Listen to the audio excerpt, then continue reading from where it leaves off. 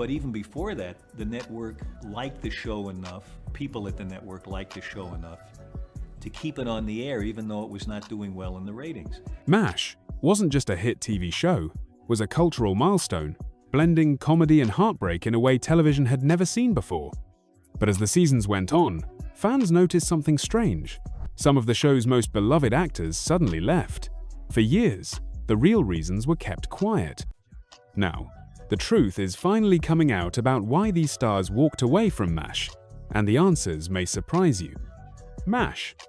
The name itself conjures up so much. The olive drab tents, the whir of helicopter blades, the clinking of martini glasses in a makeshift bar called The Swamp. For 11 seasons and 256 episodes, the 4077th Mobile Army Surgical Hospital became a fixture in American homes. It was more than just a television show, it was a cultural event. It started as a sharp, funny, anti-war sitcom, an extension of the Robert Altman film that preceded it. But over its decade-plus run, it evolved into something much deeper. It became a dramedy, a new genre for television that could make you howl with laughter one moment and break your heart the next. It tackled the absurdity and the tragedy of war with a kind of honesty that had never been seen on the small screen before. It won armfuls of awards, including 14 Emmys.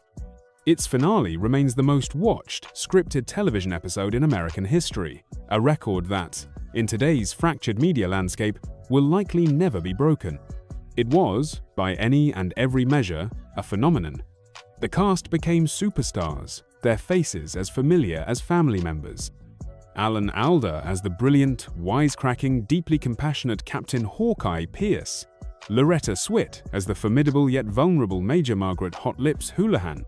Jamie Farr as the resourceful Corporal Klinger, desperately trying to get a Section 8 discharge by wearing dresses. William Christopher as the gentle and patient Father Mulcahy. And in those early, formative years, a core group that defined the show's initial tone. McLean Stevenson as the bumbling but beloved Lieutenant Colonel Henry Blake, Wayne Rogers as the equally skilled and cynical Captain Trapper, John McIntyre, Gary Burghoff as the preternaturally perceptive Corporal Walter Radar O'Reilly, and Larry Linville as the incompetent and hypocritical Major Frank Burns. They were a perfect ensemble, a lightning-in-a-bottle collection of talent that viewers welcomed into their living rooms week after week. The chemistry was undeniable, the success was staggering, which makes the central question so fascinating. Why would anyone walk away from that? At the peak of its popularity, MASH saw a revolving door of its principal actors. One by one, key members of that original ensemble left the show. It wasn't a slow trickle, it was a series of seismic shocks that should have, by all rights, crippled the series. And yet, the show went on, not just surviving but in many ways thriving, reinventing itself with new characters who would become just as beloved. The story of why these actors left isn't a simple one. It's not a single tale of contract disputes or clashing egos. It's a collection of deeply personal, professional, and creative decisions that reveal the complex reality behind the Hollywood curtain. It's a story about ambition, artistic integrity, personal burnout, and the search for something more, even when you're already at the top. To understand why they left, we have to go back to the beginning and examine each departure, not as a footnote in the show's history, but as the end of one chapter and the start of another, both for the show and for the actors themselves. This is the real story of the mass, H departures, a tale as complex and human as the show itself. Let's begin with the first, and arguably the most shocking, exit. McLean Stevenson. His portrayal of Lieutenant Colonel Henry Blake was a masterpiece of comedic acting. Henry wasn't a brilliant commander, he was disorganized, easily flustered, and more interested in fishing than in military discipline. He was, in many ways, a man in way over his head, a civilian doctor from Illinois who just wanted to go home. And that's precisely why audiences adored him. He was the human, fallible heart of the command structure. He was one of them, a regular guy trapped in the insanity of war. Stevenson infused Henry with a warmth and an affable charm that was irresistible. He was the gentle, permissive father figure to Hawkeye and Trapper's rebellious sons. His chemistry with Gary Burghoff's Radar was particularly special, a perfect blend of comedy and pathos. To understand why he would leave such a beloved role, you have to understand McLean Stevenson himself. He wasn't just an actor who got lucky. He came from a showbiz-adjacent background. His father was a cardiologist, and his cousin, Adlai Stevenson, was a famous politician, twice a presidential candidate. McLean had a sharp wit and a brilliant comedic mind. Before MASH, he was already a successful television writer, earning an Emmy nomination for his work on a political comedy special. He had been a regular performer on shows like The Doris Day Show. When MASH was being cast, the producers, Larry Gelbart and Jean Reynolds, initially saw him as a potential Hawkeye. But Alan Alda ultimately won that role. Instead, Stevenson was offered the part of the commanding officer, Henry Blake. From the very beginning, there was a sense that Stevenson was destined for more, or at least that he and his advisors believed he was. He was funny, he was charming, he was likable. In the early 1970s, that was the recipe for a leading man in your own sitcom. As MASH's popularity soared, so did Stevenson's profile. He guest-hosted The Tonight Show multiple times, a major indicator of a rising star in that era. He was getting advice from his agents and managers, and the message was clear: you're the breakout star of this show. Alan Alda might be the lead, but you're the one everyone loves. You could be the next Jack Lemmon. You shouldn't be part of an ensemble, you should be the star. This advice tapped into a growing frustration Stevenson was feeling on set. While the camaraderie on MASH was genuine, there was an emerging professional hierarchy. The show was increasingly centered on Alan Alda's Hawkeye. Hawkeye got the best jokes, the most dramatic speeches, the central plot lines. This wasn't a malicious takeover by Alda, it was a natural evolution. Hawkeye was the show's moral and narrative anchor. But for an actor with leading man ambitions, being the second or third banana, even on a #1 show, started to feel limiting. Stevenson, according to his fellow cast members and producers, began to feel that his contributions were being overlooked. He was an incredibly gifted ad-libber, but often his best lines would be honed and given to others in the final script. He was a writer himself, and he wanted more creative input than the structure of the show allowed. The grueling schedule of network television in the 70s was another factor. MASH produced 24 episodes a season, a relentless pace that left little time for anything else. For Stevenson, who was commuting a long distance to the set in Malibu Creek State Park and the Fox studios, the long hours were taking a toll. He wanted a better work-life balance, and starring in your own sitcom, typically filmed in front of a live audience on a more contained schedule, seemed like the answer. The central issue, however, came down to his contract. Like most television actors at the time, Stevenson had signed a standard 5-year contract. After 3 seasons, he felt his stardom and contribution to the show's success warranted a significant renegotiation. He wanted more money, better billing, and perhaps a more flexible schedule. The studio, 20th Century Fox, was notoriously tough in negotiations. They had the cast locked in and felt little need to bend. From their perspective, the show was the star, not any single actor. When Stevenson's requests were met with resistance, he made a fateful decision. He decided to play hardball. He asked to be released from his contract. It's a move that actors often use as a negotiating tactic, expecting the studio to blink and come back with a better offer. But in this case, the MASH producers, Gelbart and Reynolds, and the studio called his bluff. They were hurt and disappointed. They had given him what they felt was a career-defining role, and they saw his desire to leave as a form of betrayal to the MASH family. So, they agreed to let him go. Stevenson was likely stunned.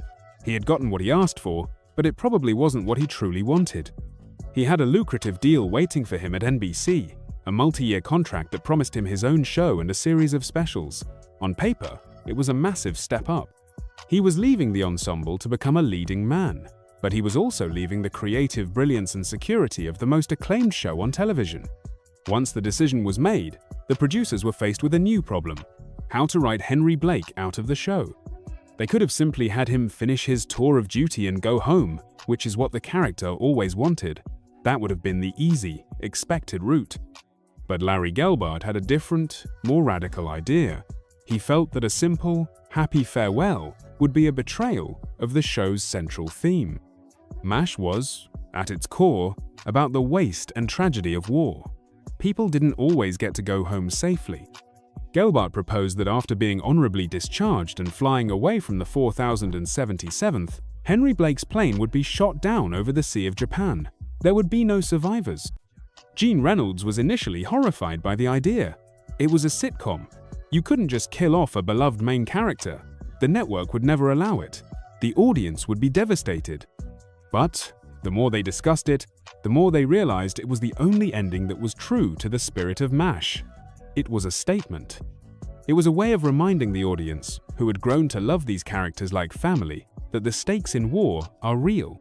To prevent the network or the studio from vetoing the idea, they kept it a closely guarded secret. They wrote a fake final scene for the script that was distributed to most of the cast and crew. Only a handful of people knew the real ending. The final scene of the episode, titled Abyssinia, Henry, is one of the most famous in television history.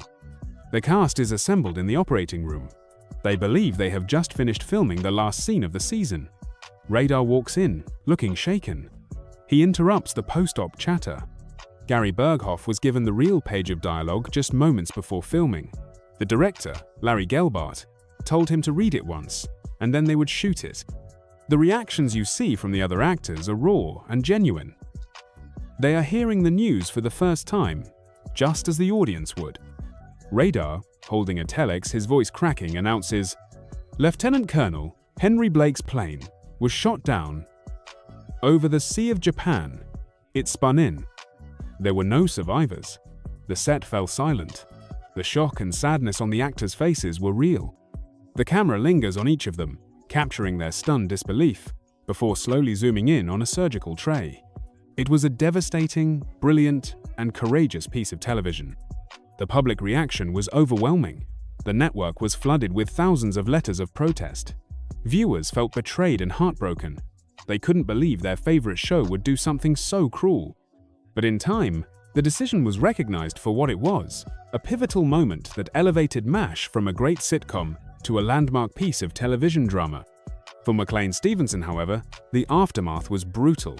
He became the poster child for what happens when you leave a hit show. His new series, The McLean Stevenson Show, premiered in the fall of 1976. He played a kind, folksy hardware store owner. It was a pale imitation of the warmth he had projected as Henry Blake, and it was cancelled after just a few months. He followed that with a sitcom called In the Beginning, where he played a conservative priest co-managing a mission with a liberal nun. It lasted 5 episodes. Then came the show that would haunt his career, Hello, Larry.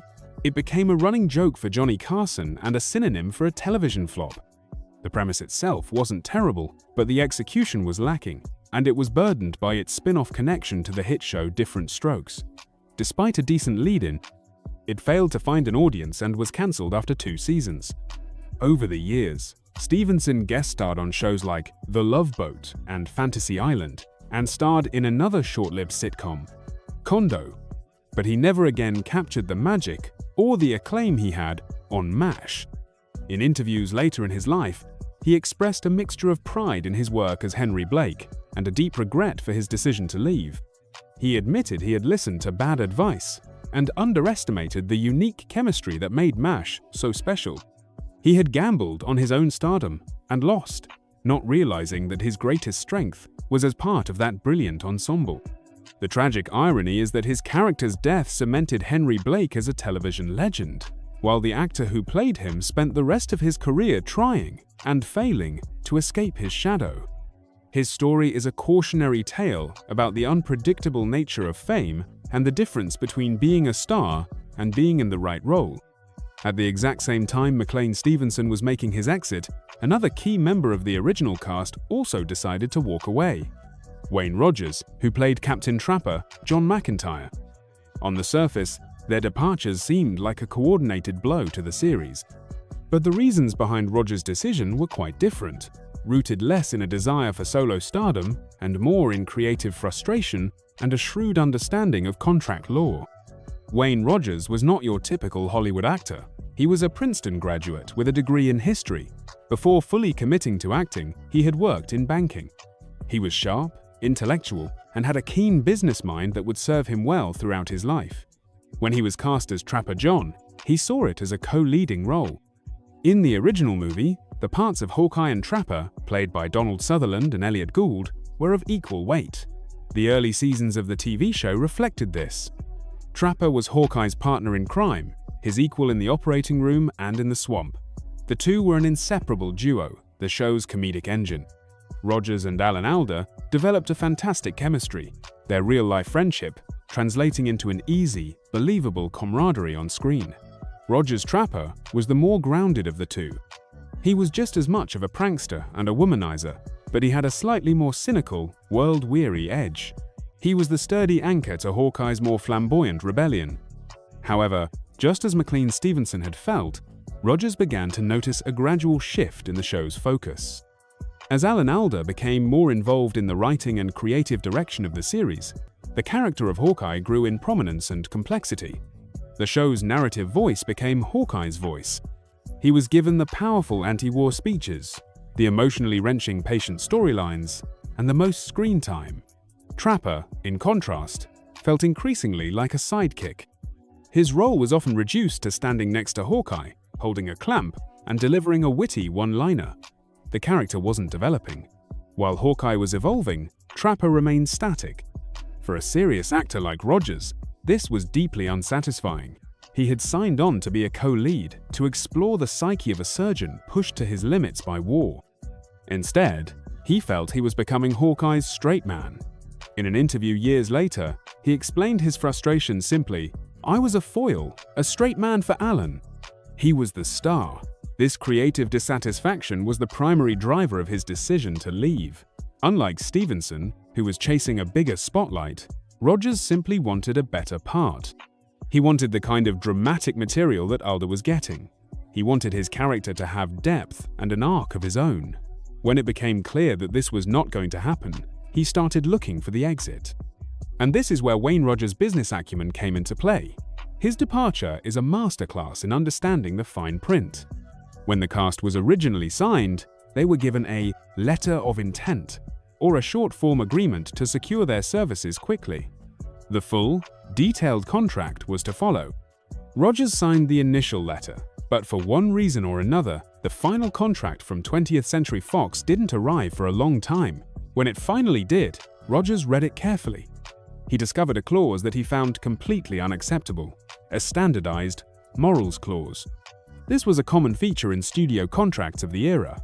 It essentially stated that the actor had to conduct themselves in their private life in a way that wouldn't bring disrepute to the studio or the show.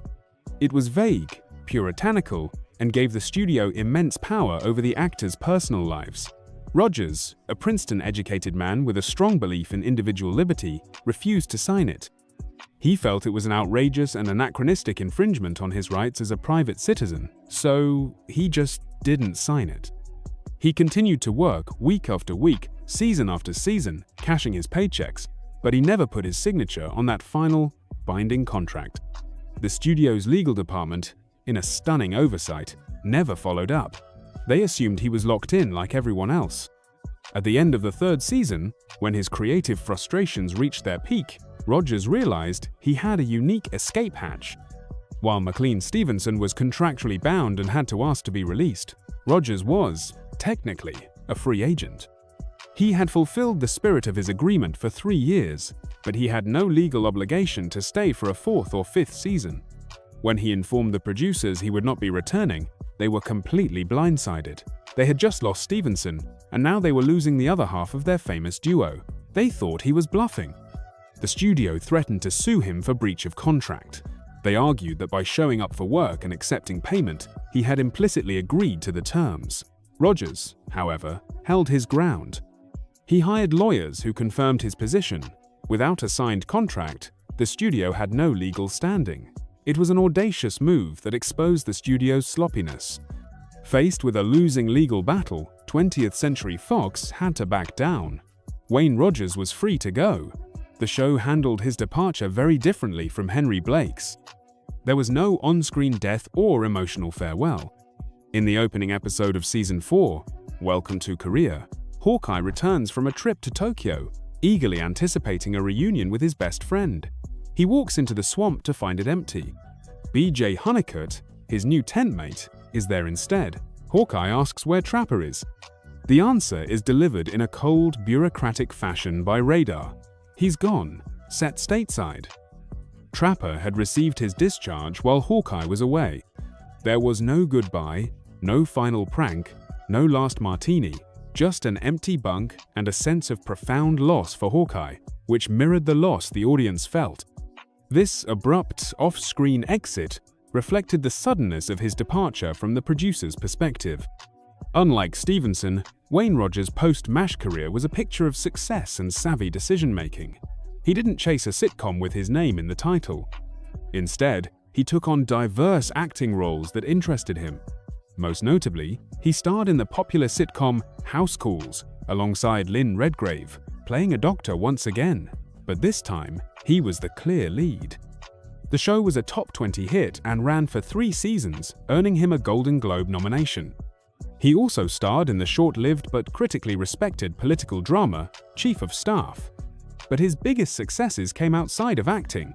He leveraged his fame and his sharp intellect to build a formidable career in business and finance.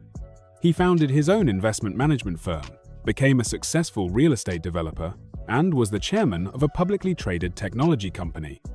He became a regular panelist on the Fox News business investment show Cashin' In, where his sharp analysis and deep knowledge of the market earned him widespread respect. He was the antithesis of the tragic Hollywood story. He proved that leaving a hit show didn't have to be a career ender. For Rogers, MASH was a significant and valuable part of his life, but it was just one part. He never expressed regret for leaving. He remained proud of his work on the show and maintained his friendship with Alan Alda, but he was clear about his reasons. He left on a point of principle, both artistic and personal, and used his freedom to build a life and career that were successful on his own terms. His story stands in stark contrast to McLean Stevenson's, demonstrating that the path after MASH was not predetermined, but was shaped by the individual's choices, motivations, and, in Rogers' case, a very keen eye for a contractual loophole. 2 years after the dual shock of losing Henry Blake and Trapper John, the 4077th was hit with another major departure. This time it was Larry Linville, the man who brought the comically villainous Major Frank "Ferret Face" Burns to life. Frank Burns was the character everyone loved to hate. He was a walking collection of insecurities and prejudices. He was an incompetent surgeon, a pompous fool, a self-righteous hypocrite, and a sniveling sycophant. His secret affair with Major Margaret Houlihan was a source of endless comedy, their clandestine moments constantly interrupted at the most inopportune times. Linville, a Juilliard-trained dramatic actor, played this cartoonish buffoon with incredible precision and skill. It's not easy to make a character so utterly detestable, also genuinely funny, but Linville managed it perfectly. He understood that the root of Frank's awfulness was a deep, pathetic insecurity. He was a man desperate for respect that he had done nothing to earn. While the audience despised Frank, the cast and crew adored Larry Linville. He was known as a kind, professional, and intelligent man who was the polar opposite of the character he played. His reasons for leaving MASH after 5 seasons were entirely different from those of Stevenson or Rogers. It wasn't about money, and it wasn't about wanting to be the star. For Linville, it was a purely creative decision, born from the realization that he had taken the character of Frank Burns as far as he could possibly go. The character of Frank was, by design, static. He was the antagonist, the immovable object of idiocy against which the irresistible forces of Hawkeye and Trapper, and later, BJ, crashed. Frank couldn't learn. He couldn't grow. If Frank Burns ever became self-aware or competent, he would cease to be Frank Burns. The comedy was predicated on his unchanging nature. For 5 seasons, Linville expertly mined this one-note character for all he was worth, but he began to feel creatively stifled. He was a classically trained actor who longed for variety and depth, and he was stuck playing the same tune over and over again. The turning point for the character, and for Linville, came with the evolution of Major Margaret Houlihan. In the early seasons, Frank and Margaret were a package deal. Their dysfunctional, hypocritical romance was a central pillar of the show's comedy. But as the series matured, Loretta Swit and the writers began to develop Margaret into a much more complex and sympathetic character. She got engaged to a dashing lieutenant colonel named Donald Penobscot. And even though that marriage eventually fell apart, it severed the core connection between her and Frank. Margaret was moving on, growing as a person and an officer. Frank was left behind. Without his relationship with Margaret to define him, Frank Burns had very little to do. He became a caricature of his former self, a sputtering, lonely figure with no real purpose in the camp's social or professional ecosystem. Larry Linville recognized this. He saw the writing on the wall. He felt that Frank Burns had become a creative dead end. As he stated in multiple interviews, "I felt I had done everything I could possibly do with the character." He believed that if he stayed, his work would suffer, and he would grow to resent the role that had made him famous. So, in a move that demonstrated his professionalism and respect for the show, he gave the producers a full year's notice. He told them at the beginning of season 5 that it would be his last. This was not a contentious exit. It was amicable and mutually understood. The producers knew he was right. They had also struggled to find meaningful stories for Frank after Margaret's evolution. Linville's departure gave them an opportunity to once again reinvent the show, to bring in a new kind of antagonist who could offer a different dynamic. Frank Burns' final appearance was in the first episode of season 6, Fade Out, Fade In. Like Trapper John, his exit happened off-screen. After a final, foolish act that lands him in trouble in Seoul, Frank suffers a mental breakdown. He is promoted to lieutenant colonel, a classic army blunder, and transferred to a veterans hospital in his home state of Indiana. The news is delivered by a phone call to the camp, and the reaction from the other characters is a mixture of relief and a tiny, almost imperceptible bit of melancholy. They were finally rid of him. For Larry Linville, leaving MASH opened the door to a long and varied career as a character actor. He never achieved the leading man status that McLean Stevenson craved, nor the financial empire that Wayne Rogers built, but he worked constantly. He appeared in dozens of television shows, from The Love Boat and Fantasy Island to Murder, She Wrote, and Night Court. He returned to his roots in the theater, performing in stage productions across the country. However, he also discovered the double-edged sword of playing such an iconic character.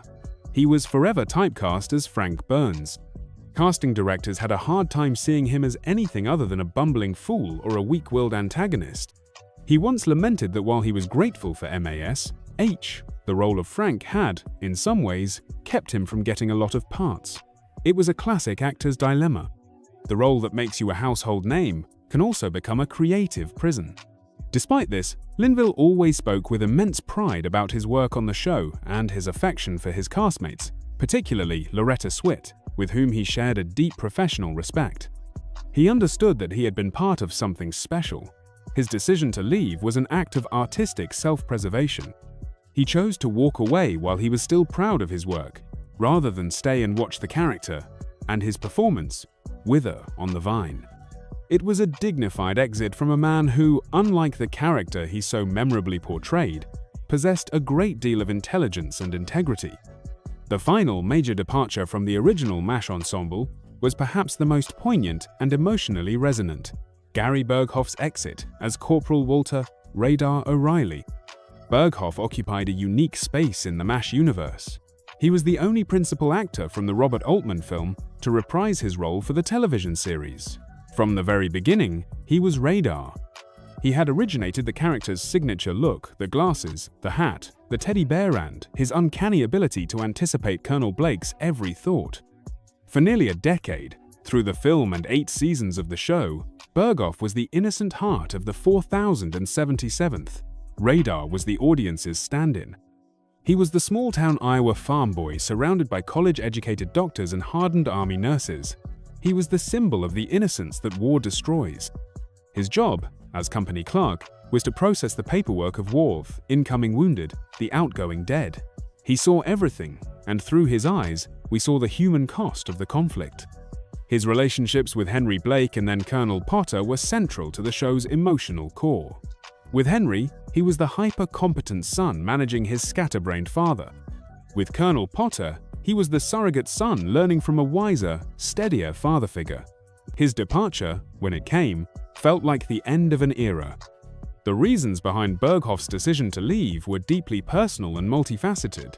but they can all be distilled down to one word: burnout. The emotional toll of playing Radar for so many years was immense. Burghoff was a method actor, and he poured himself into the role. Living in the skin of a character constantly surrounded by simulated tragedy, a character who feels everything so deeply, was emotionally draining. He spoke of developing what he called mash-itis, a kind of spiritual and psychological exhaustion from the relentless subject matter. The grueling production schedule, which all the actors complained about, hit Burghoff particularly hard.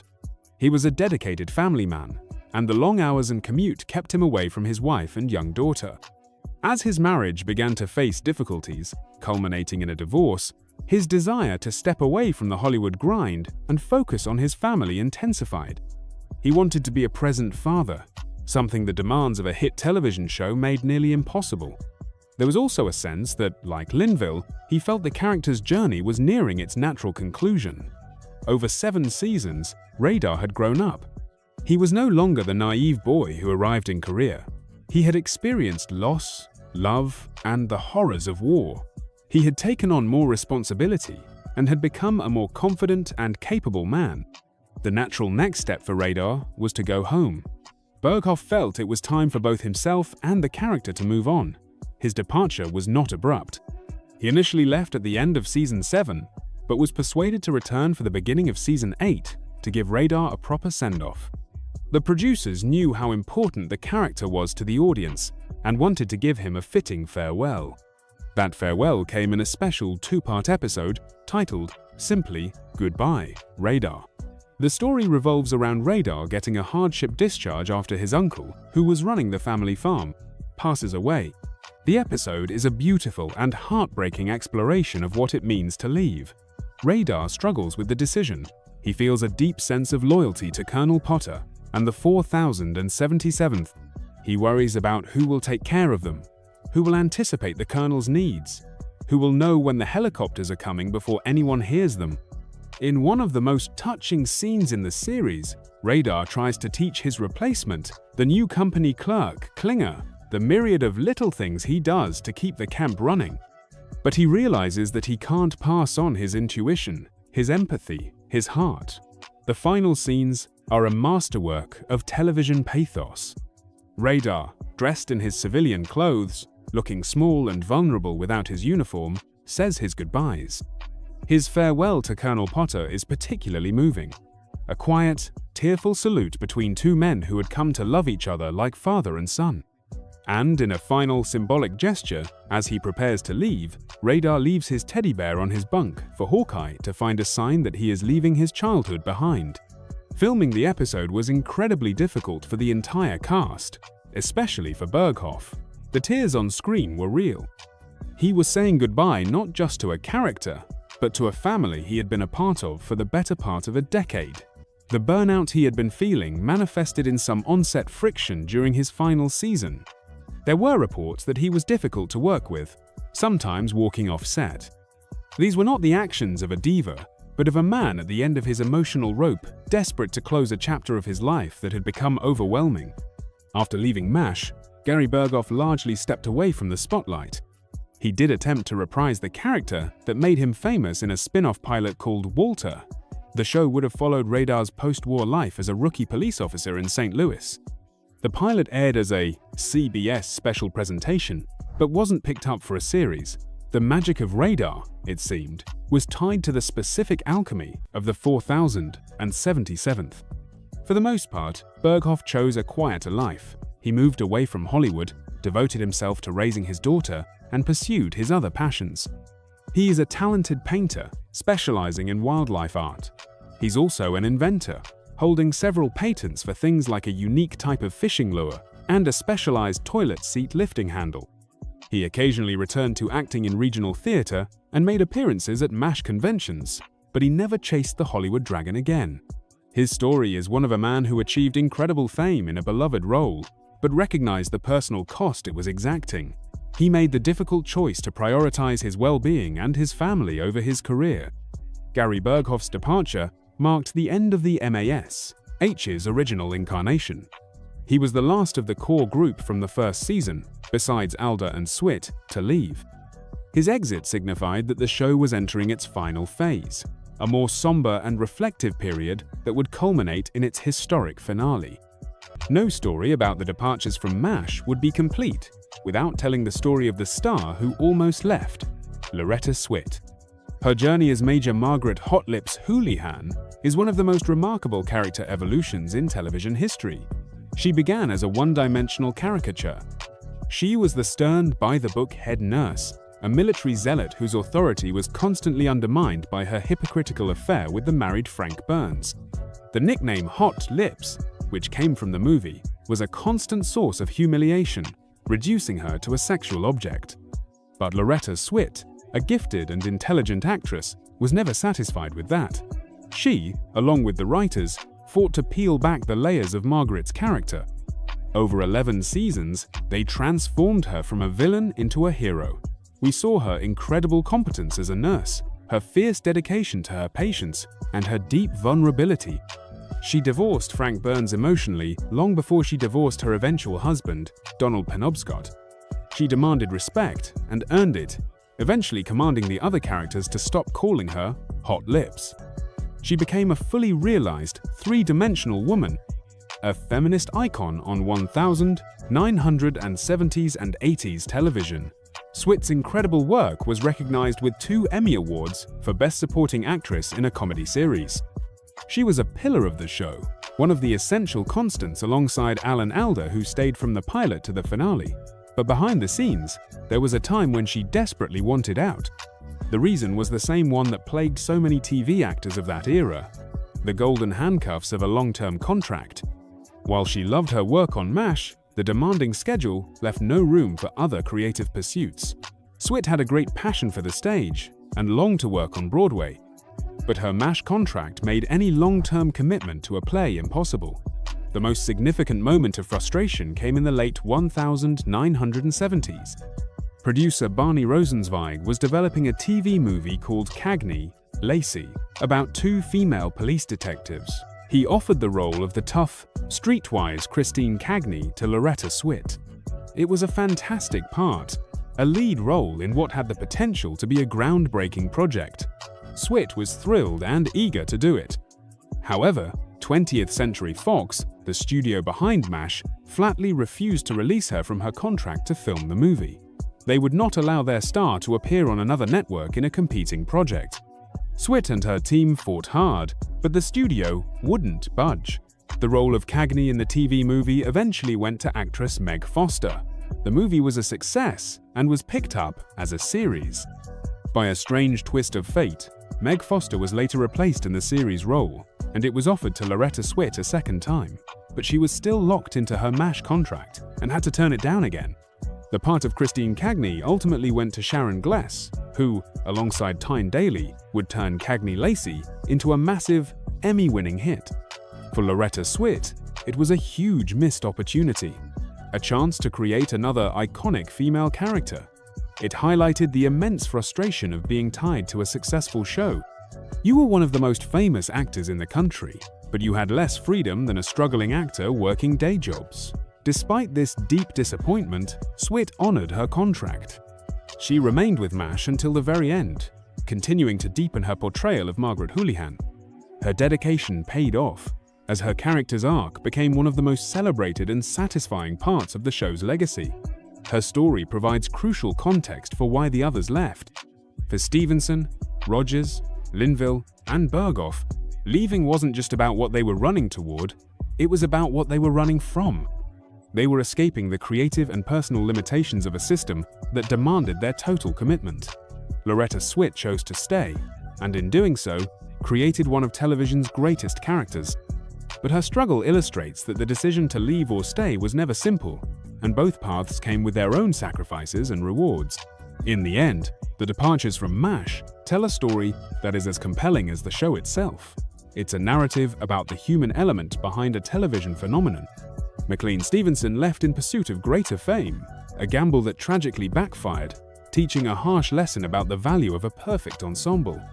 Wayne Rogers left out of artistic frustration and on a point of personal principle, using his intellect to find a loophole that allowed him to forge a new, highly successful path. Larry Linville left with quiet dignity because he was smart enough to know when a character's journey was over, choosing artistic integrity over a continued paycheck. And Gary Burghoff left because the emotional weight of his role became too much to bear, prioritizing his own well-being and his family. What is most remarkable is how the show responded to these crises. Each departure could have been a death blow. Losing your beloved commanding officer, half of your leading duo, your primary antagonist, and the innocent heart of the camp are not small changes. Yet, MASH didn't just survive, it evolved. The arrival of Harry Morgan as Colonel Sherman T. Potter brought a new kind of leadership, firm but fair, with a cavalryman's wisdom and a grandfather's warmth. The arrival of Mike Farrell as Captain B.J. Hunnicutt gave Hawkeye a new best friend, one who was different from Trapera-devoted family man whose quiet decency provided a new moral anchor. And the arrival of David Ogden Stiers as Major Charles Emerson Winchester III replaced the buffoonish Frank Burns with a worthy and formidable adversaria brilliant.